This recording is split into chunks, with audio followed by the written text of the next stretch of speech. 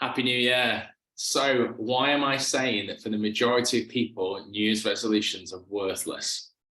Well, let's be honest, and you know who you are. There'll be people watching this that have already broken their New Year's resolutions, their goals, their promises to themselves, and it's not even mid-January. Some of you will have had New Year's goals to get fitter and more healthy and still haven't been to the gym. Some of you will have set dry January and Friday just gone, decided to have a cheeky glass of wine or a pint. Some of you will have made goals to save more money and have already been frivolous with your cash. But for the majority of you, you'll still be consciously, actively seeking the success of those resolutions. But for the majority also, and we'll call you the serial breakers, by February, March, April, you'll have forgotten about them all and back into normal routine. And why does this happen year on year? Well, it's often because, first of all, the goals tend to be too big. There tends to be too many of them at the same time.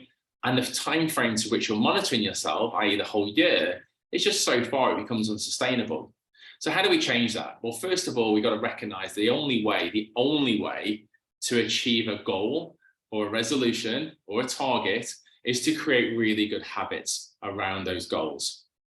And the second thing to recognize is trying to create multiple habits at the same time is borderline impossible. So forget about it. So what should we be doing? Well, firstly, we need to understand what the priorities are. If your priority this year is to get fit and healthy, the second priority is your business, and the third priority is your wealth, make January your health month. Forget about the business and the wealth for now, okay? Don't necessarily be frivolous or completely destroy your business, but try and create a habit of health in January. And it could be something really simple, like just going to the gym 5 times a week, or going on a hike 5 times a week, getting in the swimming pool 5 times a week, doing 5 fitness classes a week, or a combination of all those things.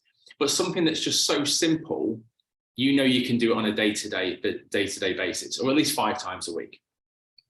And what should happen over that month is that then becomes the habit. By February, the fitness has become a habit.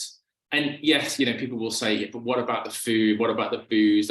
Trust me, when you get into the habit of just becoming active on a day-to-day basis, you'll be more conscious of the crap you put in your body anyway. And that will naturally be a thing that you'll implement into your life. So February, then we make business month.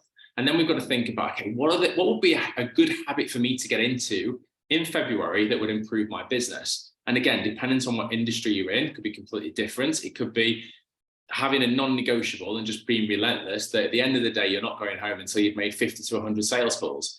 It could be every single day adding 50, 75, 100 people to LinkedIn. Whatever the habit you need to get into, just make February your business month.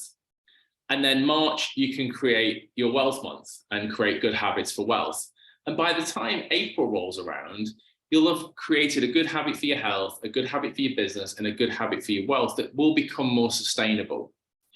So 2023, make sure your New Year's resolutions count. Make sure you're focused on them.